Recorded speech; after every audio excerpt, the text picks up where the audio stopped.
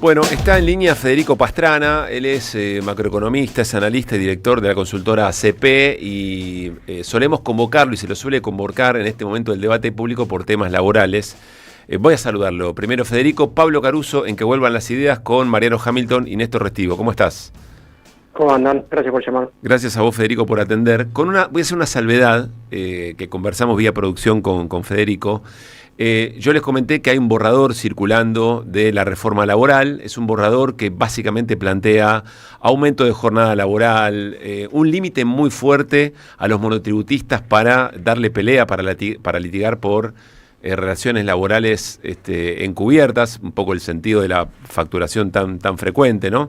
Que hay algún problema o recorte de derechos para repartidores de aplicaciones, que se da de cabeza o de trompa con el derecho a huelga, etcétera, etcétera. Pero efectivamente es un borrador. Con lo cual, conversar sobre ese borrador, poco favor estaríamos haciendo al debate. Yo solamente agrego que hablé con varios analistas y sobre todo que trabajan en sindicatos que lo están tomando como válido por la característica, el diseño que tiene, por cierta coherencia interna. Yo diría, Federico, no conversemos sobre lo que todavía no sabemos, hipotéticamente estará en una reforma presentada seguramente en estos días, pero me parece que de lo que no hay duda es que el gobierno busca algo más que algunas modificaciones o parches, está buscando una suerte de cambio de régimen laboral. Primero, si coincidís con eso y eventualmente, bueno, ¿cómo estás viendo la escena general de cara a esta discusión? Sí, por eso yo creo que son varias cosas. A mí siempre cuando me llega un borrador de una ley, me pregunto por qué me llega, ¿viste? Sí, claro. Y bueno, a lo mejor no.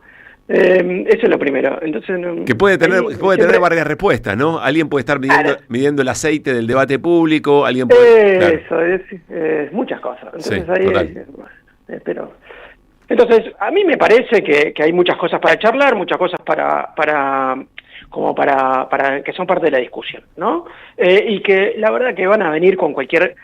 No digo con cualquier texto, obviamente que el texto de la reforma va a ser muy importante, pero hay tendencias o cuestiones que ya aparecen muy claramente en el debate público y ya tendencias del mercado de trabajo que te marcan la escena de la reforma. Uh-huh. ¿Sí? Lo primero hay varias cosas. Lo primero que a mí me gusta marcar, que justo sacamos una nota con mi socio en el día de ayer, que es, mira, ¿hay una reforma laboral de hecho? Sí. ¿Hay un cambio, una flexibilización del mercado de trabajo? De hecho, en la Argentina, sí. Efectivamente está pasando. ¿Qué es lo que está pasando? Cuando decís de hecho, decís ya está rigiendo. Que ya está ocurriendo. Sí. Está ocurriendo y eso ocurre independientemente de la legislación. Sí, entiendo. Independientemente de la legislación. ¿Por qué decimos que hay una flexibilización de hecho? Bueno, mira, porque efectivamente en los últimos 2 años hay un aumento muy grande de la informalidad laboral. ¿Sí? Estamos en los niveles más altos de los últimos 15 años. Y eso la verdad que llama la atención. ¿Sí? Llama la atención. ¿De qué estamos hablando? Estamos hablando de una economía que recuperó los niveles que tenía la economía en 2022-2023, los niveles de actividad, pero cuando vos vas al empleo registrado, recuperó solo el 20% de lo que perdió. Es decir, es una economía que no genera empleo registrado y que los empleos que genera, los pocos empleos que genera son empleos mucho más flexibles como los empleos cuenta propia o los empleos en el sector privado no registrado.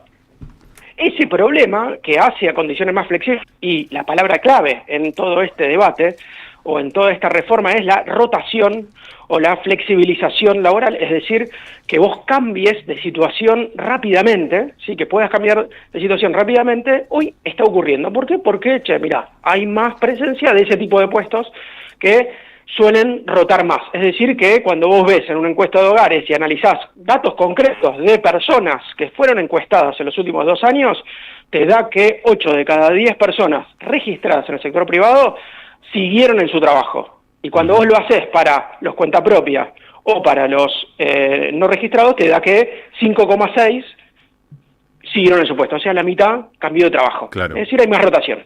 Claro. Lo segundo, y que también es muy importante, es que los convenios, cuando uno ve las estadísticas de los últimos meses, esto dicho por el propio ministerio, cuando vos ves los convenios colectivos de trabajo, pierden poder adquisitivo. Es decir, hay un ancla salarial, el ancla salarial está tirando para abajo el salario real negociado en los convenios. Uh-huh. ¿Sí?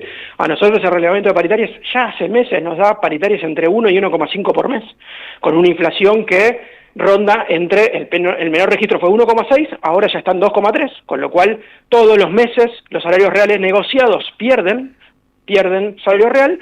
Ahora, en algunas estadísticas de salarios efectivos, te da que la situación es mejor.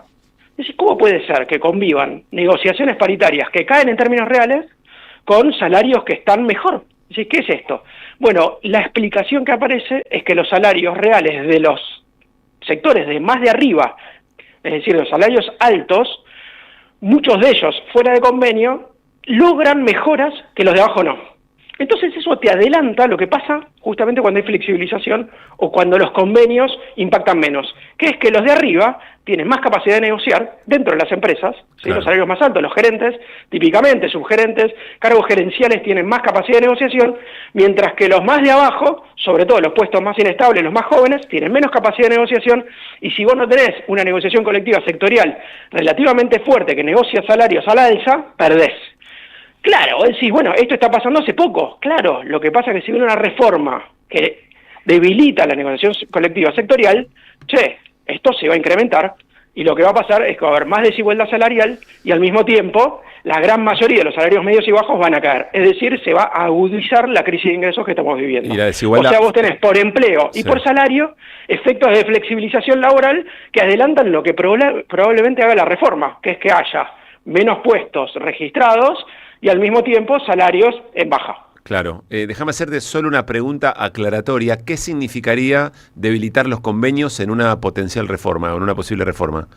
Mira, aparece desde las posturas más extremas, que es eliminar a los sindicatos directamente, desfinanciarlos, sacarles el aporte solidario, sacar las obras sociales, etcétera, hasta cuestiones más light, si querés, que es que se debilita la negociación sectorial, es decir, una empresa agarra, se sienta con el sindicato y dice, ahora negociamos condiciones peores, y efectivamente se pueden llevar adelante. Ni hablar si se habilita una negociación individual, en donde un empresario con un trabajador puede negociar algo por debajo de lo que está en convenio. Claro. Es decir, se habilita que se perforen los convenios generalizadamente, y eso obviamente rompe la lógica de la negociación actual. Cuestión que la verdad que no es solamente una cuestión del papel de la legislación de lo que pasa, sino obviamente una relación de fuerzas entre el sindicato y la Cámara, en donde ese tipo de normativas está más vinculado a lo que les pasa a las grandes empresas. Imagínate una pyme de 20 empleados diciendo yo quiero tener mi propio convenio. Un quilombo enorme, Pablo, no existe eso. Claro.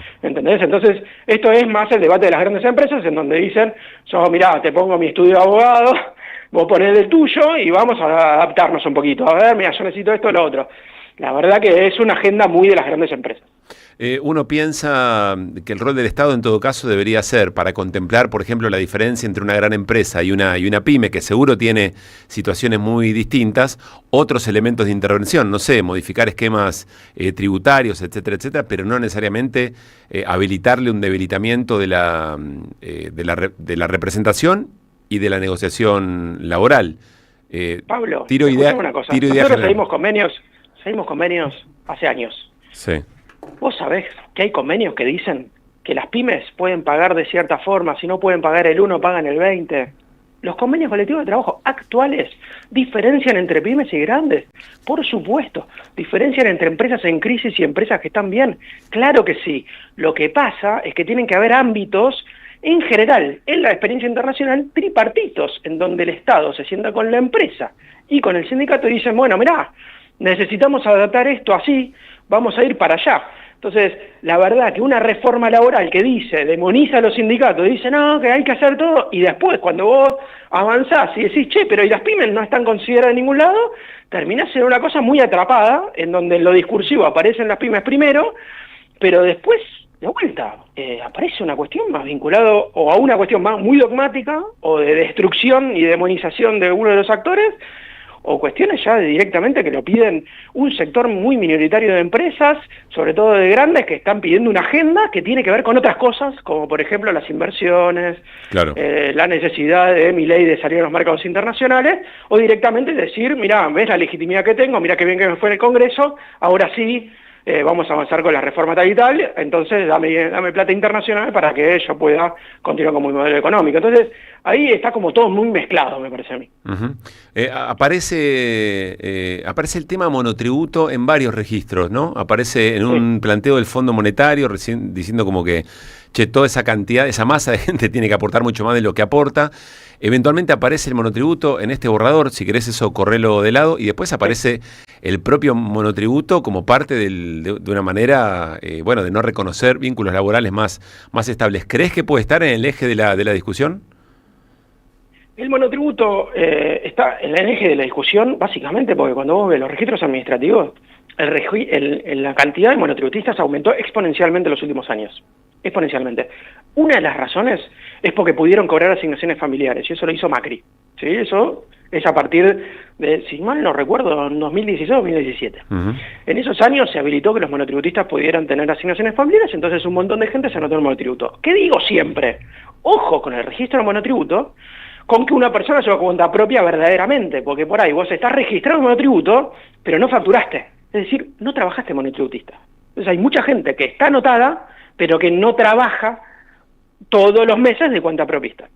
Eso, primera aclaración. Segundo, efectivamente, cuando vos ves en las encuestas, en la encuesta prometedora o en otros registros administrativos, vos te das cuenta que efectivamente aumentó un montón la cantidad de cuentapropistas en estos últimos 2 años.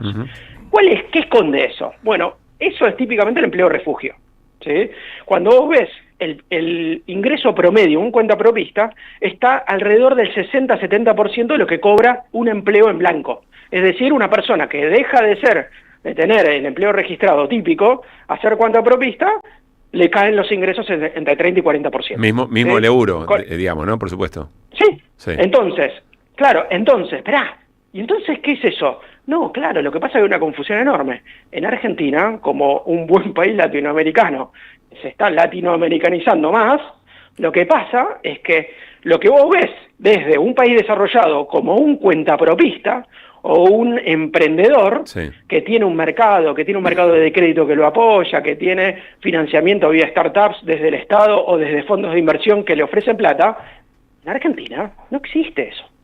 ¿Sí? Entonces, un emprendedor en Argentina es una persona que está tratando de subsistir y está mucho más vinculado a la agenda de la subsistencia que a la agenda de la innovación.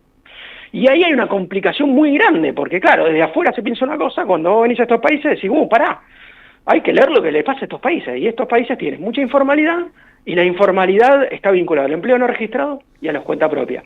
En su gran mayoría los cuentapropistas son informales y forman parte de esa economía informal de bajos ingresos que reproduce esquemas de pobreza y subsistencia. Federico, la última, estamos charlando con Federico Pastrana. Recapitulo algo que dijiste en el arranque de la charla. Vos dijiste, miren, no hablemos de un borrador, pero hablemos de las reformas laborales de hecho que ya están ocurriendo, y lo que uno puede pensar es que la intención de lo que viene es cristalizar, normativizar, de alguna manera formalizar eso que ya está ocurriendo. Aunque sea obvia la respuesta, me interesa escucharte razonar. Creo que es el gran valor de Federico Pastrana y por eso lo llamamos tanto, sobre cómo estás viendo las condiciones de resistencia eventualmente para eso, si es que lo que viene es pasar en limpio esas reformas regresivas que ya se están dando. Bueno, es una pregunta muy grande.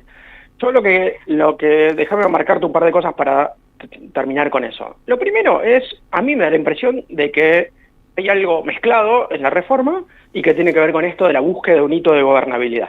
Es decir, el gobierno está tratando con la reforma laboral, fíjate, la tributaria ya se corrió un poquito, entonces la laboral aparece como la gran reforma de estos momentos, de armar un hito de gobernabilidad en donde le muestra a los mercados y al resto de la política, mirá, vino una nueva etapa, ¿no? Como una herramienta hasta de disciplinamiento del resto y hacia los mercados demostrar mucho poder para buscar ese financiamiento internacional y decir, yo tengo reelección, ¿no? Y eventualmente que salga lo que salga, pero que salga algo que pueda ser hito. Exactamente. Entiendo. Eso para mí es la clave de lectura más importante de todas.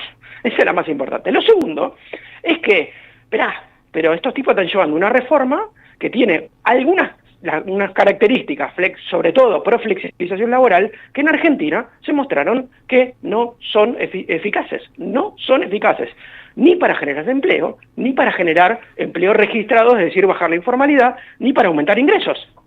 Pero Argentina está en una crisis de ingresos y tiene mucha informalidad. Entonces, esa agenda tiene mucho riesgo de frustración. Es decir, este gobierno se va a enfrentar de acá a un tiempo, como le pasó a una parte, a la segunda etapa del menemismo, cuando dejó de crecer la economía, esta economía no crece, ¿no? Pero cuando dejó de crecer, seguían las reformas y no generaban efecto. A Milei le pasa que la economía no crece y está llevando adelante un programa en donde dice, mira, la economía no crece, pero no crece por las reformas. Hacemos las reformas y lo más probable es que la economía tampoco crezca. Por eso no se solucionan los problemas laborales, con lo cual hay un riesgo de frustración de un gobierno que ya mostró hace unos meses que estaba muy debilitado, con lo cual la verdad que es una agenda que es complicada, no es una agenda sencilla, ¿sí? Para el gobierno. La apuesta del gobierno es una apuesta complicada. Y en ese marco, en donde demoniza, en donde se confronta, en donde busca un hito de gobernabilidad, también uno ve que, dado que no hay mucho diálogo con los actores, ni están buscando muchos consensos, sino que es una reforma muy unilateral, impuesta, la verdad que esas reformas son difíciles de aplicar, son muy conflictivas y también son reversibles. Es decir, si los actores no apoyan las reformas, si no apoyan los esquemas, si encima el esquema no funciona para lo que debería funcionar, la verdad que el riesgo de reversibilidad de los cambios que están llevando adelante es grande. Entonces yo creo que ahí, con esos elementos, me parece que se arma un diagnóstico que hacia adelante genera unas dudas muy grandes, independientemente de si es este borrador o no. Me parece que eso abarca a cualquier tipo de reforma que estén llevando adelante. Federico, siempre gracias. No, muchas gracias por llamar. Federico Pastrana. En AM500